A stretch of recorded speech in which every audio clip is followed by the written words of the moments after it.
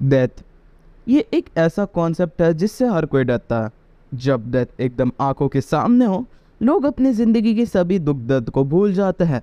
And even if they come out alive, all they do is thank God that they are still alive, however shit their life is. But अगर ज़िंदगी में बस emptiness हो तब क्या? अगर तुम्हारे ज़िंदगी में कोई लव या कोई अटैचमेंट्स फीलिंग्स ही ना हो तब क्या? कोई पर्पस ही ना हो, कोई लाइफ का मीनिंग ही ना हो तब क्या? तो फिर भी क्या डेथ इतनी डरावनी लगेगी कि नहीं? जब भी कोई इंसान अपनी मौत के सामने होता है, वो या तो भीख मांगता है या तो शांति से मौत की तरफ डरते हुए बढ़ना शुरू कर देता है, या मान लेता है कि शायद मौत इतनी भी डरावनी चीज़ नहीं है, शायद मेरी ज़िंदगी में वैसे भी कोई कारण था ही नहीं, शायद ऐसी ज़िंदगी से अच्छा तो मर ही जाना चाहिए। बट मौत को चाहने वालों को भी मौत से डर लगता तो है। सो काफ़ी बकचोदी हो चुकी है, so let's get back to the topic, ठीक है? तो हेल्स पैराडाइज का पहला एपिसोड कुछ दिनों पहले ही ड्रॉप हुआ है और बाहर निकलते ही इस एनीमे ने लिटरली तबाही मचा दिया है एंड मैं लिटरली इसे हर जगह सुन रहा हूँ। Hell's paradise is your typical shonen anime which is filled with deep questions about life and death, action, adventure, and all that stuff which makes a true shonen anime. इसकी story line follow करते हैं गाबीमारू को, जो कि बचपन से ही assassin techniques को study करना शुरू कर दिया था और बड़े होते होते वो एक हार्टलेस मॉन्स्टर बन गया।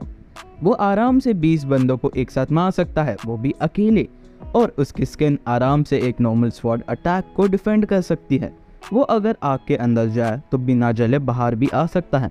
उसकी स्किन और बॉडी बहुत ज़्यादा ही वेल ट्रेंड है, प्लस उसकी स्वॉर्ड स्किल्स बहुत ज़्यादा ही अच्छी हैं, और इसी वजह से when he was caught by the chief of his village, उसको एग्जीक्यूट करने उनके लिए काफ़ी ज़्यादा टफ हो गया था। Whatever they tried, Gabimaru was not just getting killed, it was literally impossible to kill him. He is a character जो सोचता है कि उसकी लाइफ में कुछ भी नहीं बचा है, ना उसकी कोई फैमिली है, ना कोई चाइल्डहुड है, ना कोई लव वन, ना कोई ऐसी चीज़ जिससे उसे कोई अटैचमेंट हो।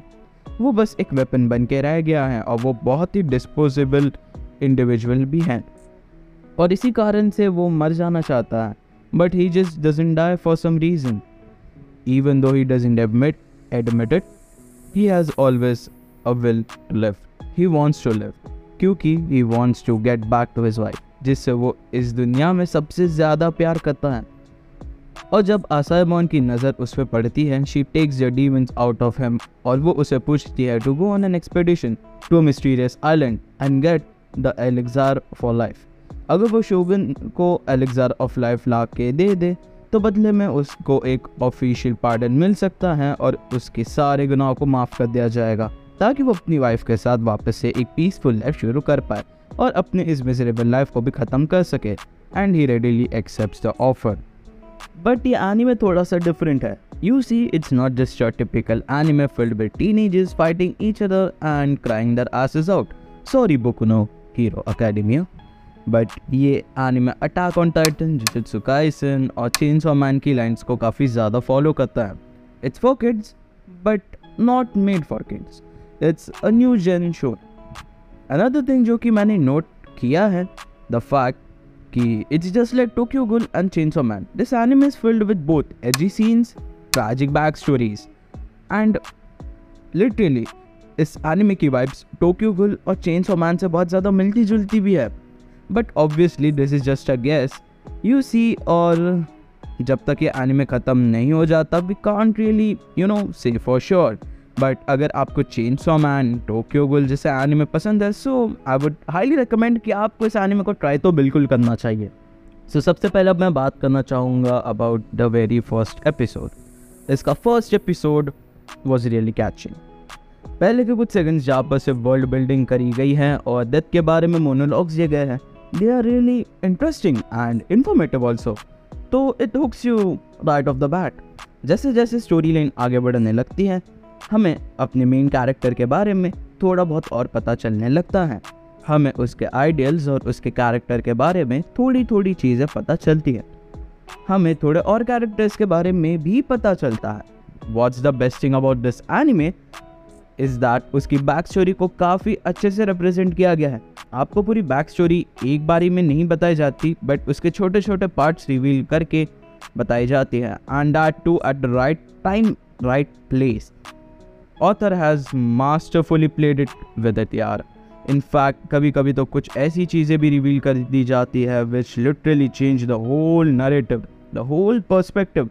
एंड आई स्टिल फील कि बैक स्टोरी पर बहुत कुछ बचा है जो एक्सप्लोर आगे के एपिसोड्स में किया जा सकता है, एंड आई नो कि आगे के एपिसोड्स में रिवील भी किया जाएगा।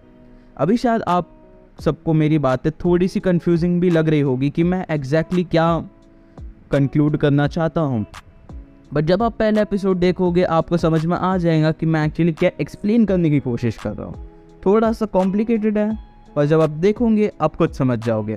अभी के लिए बहुत अर्ली है to comment on all the characters, but I can bet कि जो मेन कैरेक्टर है वो बहुत ही वेल रिटन है। Gabimaru is a character who is filled with flaws. बाहर से वो ऐसा दिखाता है कि उसकी भी एक डेथ विश है और वो बहुत ही सुसाइडल है, कि उसकी लाइफ में उसका कोई नहीं है, but inside he wants to live on, he is still afraid of death, क्योंकि एक है जिसके लिए he wants to return back to home. उसे पता है कि कोई ऐसा है कि उसके वापस आने के लिए इंतज़ार कर रहा है, और जब वो वापस जाएगा he will come back alive for her. एक ऐसी चीज़ है जो मुझे बहुत वरी करती है इज़ द फैक्ट कि फर्स्ट एपिसोड बहुत ही फास्ट पेस था, मतलब बहुत जल्दी जल्दी ख़त्म हो गया। एक ही एपिसोड में इतना ज़्यादा इन्फॉर्मेशन इन लोग ने दे दी, like all of it was necessary to keep the audience hook. But मुझे ये लगता है कि स्टोरी को थोड़ा सा टाइम देना ज़रूरी था, और ढंग से ओपन करना भी ज़रूरी था। सीन्स को थोड़ा सा और स्क्रीन टाइम मिलता तो और अच्छा लगता, कुछ चीज़ों को एक्सप्लेनेशन अगर देते तो काफ़ी अच्छा लगता, बट इट्स ओके। इनफैक्ट कुछ revolution such as revolution of असाइमॉन, और ये क्या असाइमॉन इसके लिए क्यों आई थी, वो just a complete miss, unexpected, और शायद रियली पुअरली स्टेज भी। वो सीन थोड़ा सा और अच्छा हो सकता था, और शायद वो सीन थोड़ा और स्क्रीन टाइम भी डिजर्व करता था। ऐसे माइनर फ्लॉज है इस शो में, बट आई फील अभी के लिए कुछ ज़्यादा जज करने की ज़रूरत तो बनती नहीं है मेरे हिसाब से। सो अभी के लिए तो सब बराबर है। अगर मेरे ओपिनियन की बात करें, इस स्टोरी में बहुत ज़्यादा पोटेंशियल है। इस स्टोरी में बहुत ज़्यादा स्कोप है बहुत इंटरेस्टिंग चीज़ों का, और personally I am kind of excited for next episodes as well. Gabimaru काफ़ी अच्छे से लिखा गया, उसमें फ्लॉज है बट उसकी बैक स्टोरी भी उतनी अच्छी है। इस एनीमे को जितनी हाइप मिली है मेरे हिसाब से या इट डिजर्व्ड इट। यह एनीमे डिजर्व करता है to be looked at. Personally मैं तो आपको एनीमे बिल्कुल रिकमेंड करूंगा देखना, बट अभी मुझे लगता है कि इट्स टू अर्ली टू जज। जैसा मैंने कुछ देर पहले भी कहा था, बहुत ज़्यादा जल्दी हो जाएगा इसे जज करना जस्ट बाय वन एपिसोड, या जब तक की सीरीज़ ख़त्म नहीं होती या एक प्रॉपर अमाउंट ऑफ एपिसोड्स नहीं आते तब तक इसे जज करना मुश्किल है। बट अभी के लिए ये एनीमे तो देखने में अच्छा लग भी रहा है। मतलब अगर टोक्यो गूल का फर्स्ट एपिसोड बहुत एजी और हुकी था, इनफैक्ट वेल पेस भी था, बट वी ऑल नो कि आगे जाके उस एनीमे का क्या हाल हुआ है, तो maybe we should just wait for the rest of the episodes to drop and then celebrate this anime. और ओटाकू सेनपाई मिलेंगे आपसे अगली वीडियो में, जहाँ पे will be talking about another great anime. तब तक के लिए सायोनारा।